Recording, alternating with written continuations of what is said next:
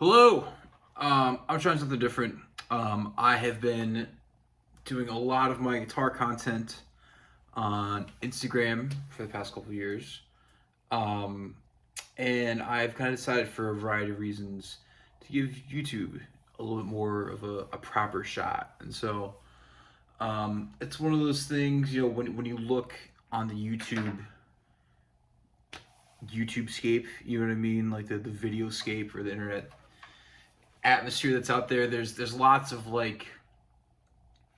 different types of guitar content, right? And so the stuff that I feel more compelled to and that interests me is more of folks playing a little bit more, kind of telling stories and just kind of waxing poetically and just giving their own perspective and experiences and stuff like that, rather than some still frame of a guy's face making this big reaction face, like here are the 5 licks of the fucking Mixolydian Hyper Superdorian that are gonna whatever, there's plenty of that specific geared kind of instructional material for certain stuff like that.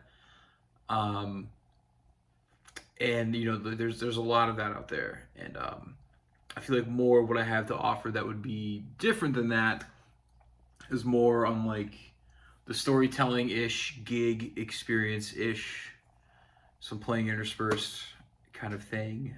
Just talking about being a musician and the instrument and all the various neuroses that come with that. So I had actually asked a few people on Instagram, kind of in lieu of this sort of thing, of stuff that they would like to see touched on YouTube potentially. So my good buddy Richard Long, who is a guitar player out of Chattanooga, playing with a group called Opposite Box, a good guitar chum of mine. He suggested doing kind of the live, or kind of like the the live gig vlog reaction type of deal, and that was kind of an idea that really kind of stuck in my head a little bit. So this is for you, and I know you are a YouTube kind of or consumer of the guitar stuff, so I'm sure you'll watch this. So thank you for the idea behind doing this. I guess I really wanted to talk.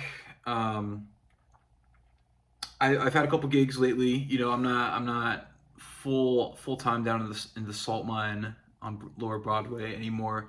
So the gigs are a little bit more sparse than they maybe used to be. And that's still a good handful of solid, interesting gigs a month versus 4 or 5 a week. At a pace that I maybe used to have, which is fine by me for this point in my life. And so there's at least another gig that happened kind of recently, if not 2, or several that I'll touch on, and then the hopper will kind of naturally reload over time. But I did want to lead off on talking about a recent 4th of July gig I did. It was in Topeka, Kansas, with an artist named Chris Bad News Barnes. We were doing his kind of patented take on the blues, which he kind of refers to as hokum blues. He tells a story about how he moved to New York City from Pennsylvania and was working the door at a blues club, and his background's in comedy and acting and stuff like that. And he talked about how this blues artist that was there talked about kind of the legacy of this kind of partnership between comedy and blues, how all these blues acts back in the day used to have a comedian open for them, and he would the phrase that just repeats on a loop in my head that he said about that sort of thing is that you hook 'em with the hokum. And so we play a hokum blues, which kind of has this comedy thing, but it doesn't really land if the band's not very good. And so that's something that I've enjoyed about it is, um, he tries to assemble really really top notch players, and all the charts are really well put together. They're actual lead sheets and charts versus Nashville numbers situations, which I really enjoyed. I've seen plenty of both, but definitely appreciate the precision of like a proper lead sheet. So that was a fun gig. We did that with my friend Mary Hull on keys. Mary was a former student of mine, plays piano. I taught her kind of how to write numbers charts and some kind of theory and stuff like that. So it was cool to properly work with her, an alumni of the Colin Polton Music Conservatory, if you will. It was a fun gig. We played like a blues festival put on by the Topeka Blues Society, and it's one of those things where Mary and I were kind of commenting back and forth. We both live in East Nashville, and we kind of live it's very insulated lives in this kind of very vibrant musicians community.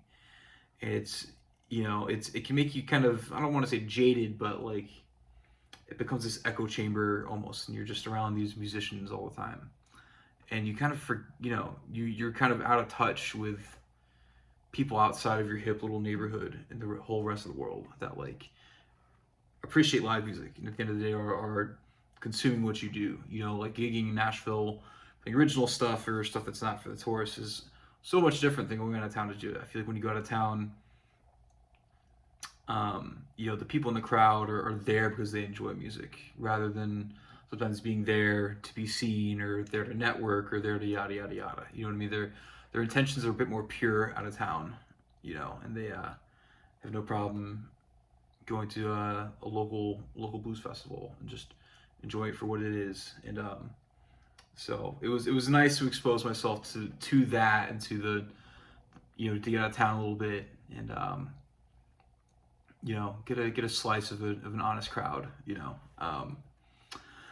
And so playing the blues is kind of an interesting thing to me as a player. I'm from New England originally.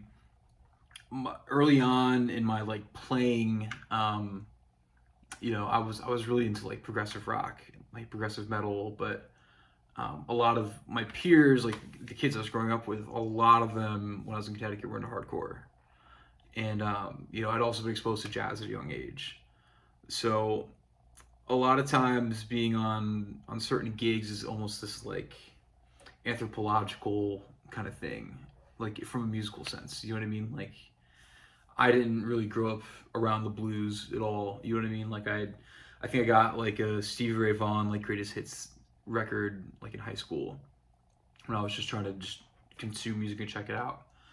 I didn't really get into it too much until like my late teens, early 20s, when I got in a little bit of Howlin' Wolf and Taj Mahal and some stuff like that. But and then BB King a little bit as well. But I always feel like a visitor listening to those records. You know what I mean? Like those don't necessarily conjure up those kind of deep emotional connections. You know what I mean? That some people have when they put on the music sometimes. You know what I mean? For me, what I think about when I think of the blues, I think about one of the first houses I lived in Nashville. My roommate Brian and I, he had a record player, and I just remember there was one summer where we were living there. We were both very underemployed musically and also on non-music jobs, and just really generally up to no good, and just drinking a lot of rum and listening to BB King live at Cook County Jail. And that being a record that's kind of stuck with me a little bit as far as blues stuff. And so I find that I kind of stand out in that kind of setting musically, when I'm playing the blues or on a blues gig, versus like what I would call like a stylist, like someone that really eats, sleeps, breathes, lives the blues, like on a musical sense. You know what I mean? Like where that has been what their goal has been on the guitar. You know what I mean? Is to really emulate those players and that kind of thing.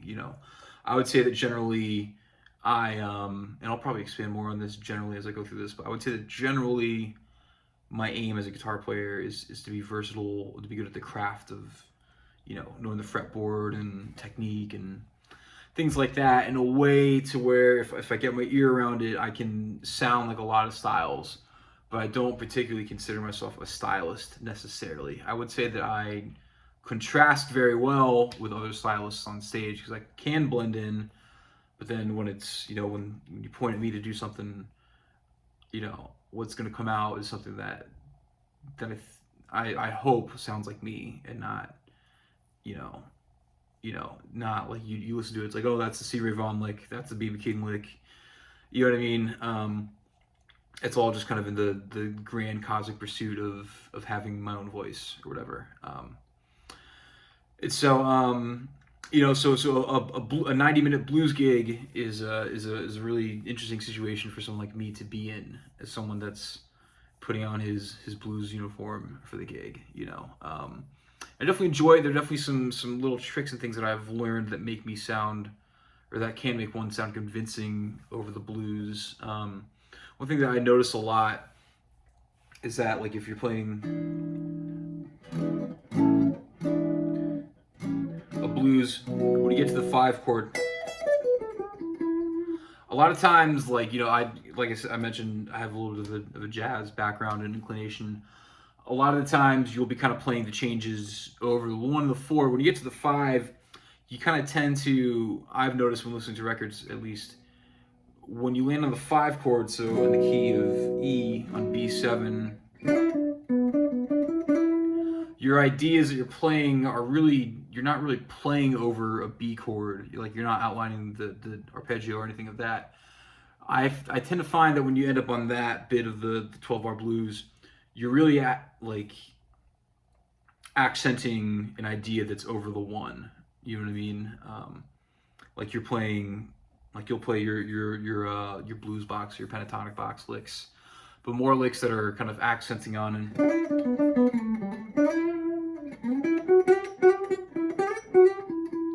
that are kind of hovering around playing as if you were playing over the 1 chord, versus playing something that's very obviously of the 5. You know what I mean? Like where you're playing chord tones of the 5 chord. So that's kind of a trick that I do try to defer to. But then on the other hand, there is kind of a thing that I do notice where, I've observed sometimes over the 5 chord in a blues like that. Sometimes you'll almost even play this kind of 5 minor pentatonic thing. So that's still over the key of E off the 5. Then you get to the 4.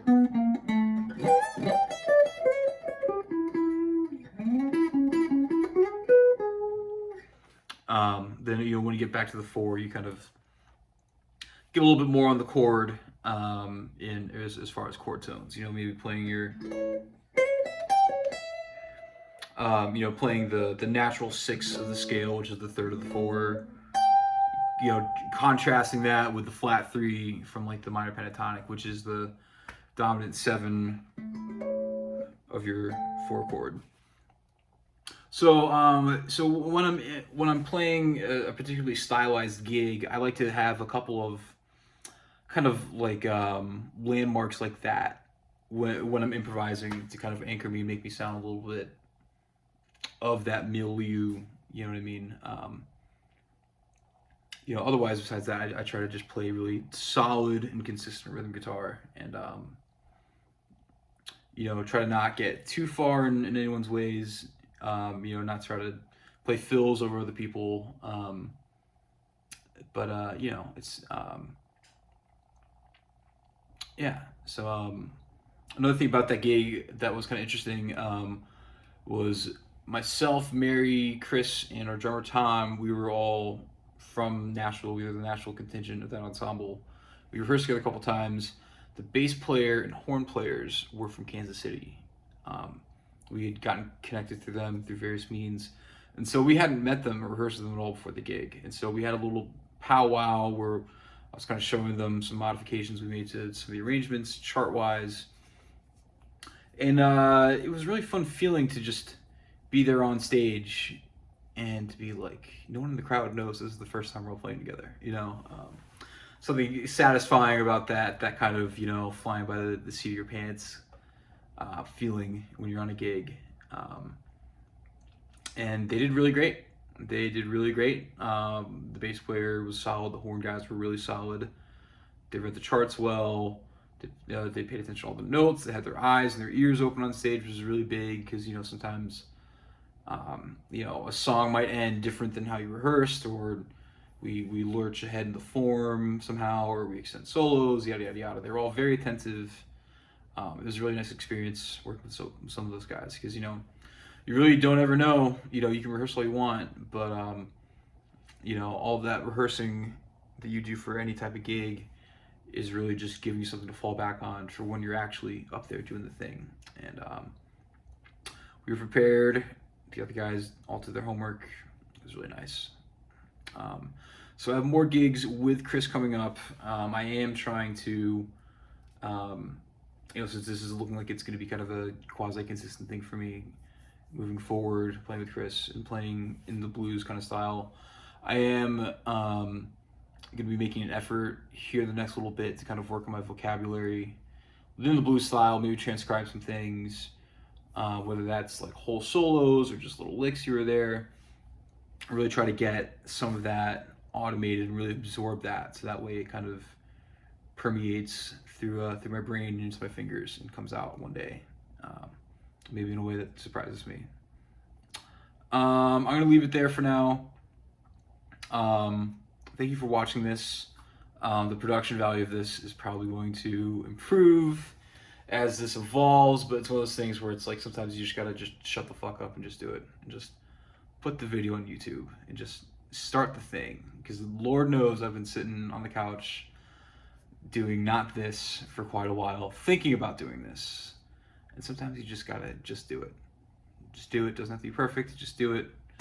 Put it out there. See what happens. All right. Thank you for watching. Subscribe. Check out some of the other videos. There's some solo guitar kind of snippets there. There's a more instructional type video of me breaking down a Billy Strings lick, which might be how you came to see this. You probably clicked that first and popped around and then watched this. If that's the case, thank you. That's by far my most successful video on here as of this recording. Hopefully I'll have more fruitful ones down the line. If you resonate with that approach and kind of narration with the teaching and all, drop me a line. I do take students virtually, but if you also want to just hang and watch the videos, that's cool too. All right, I will speak to you all soon.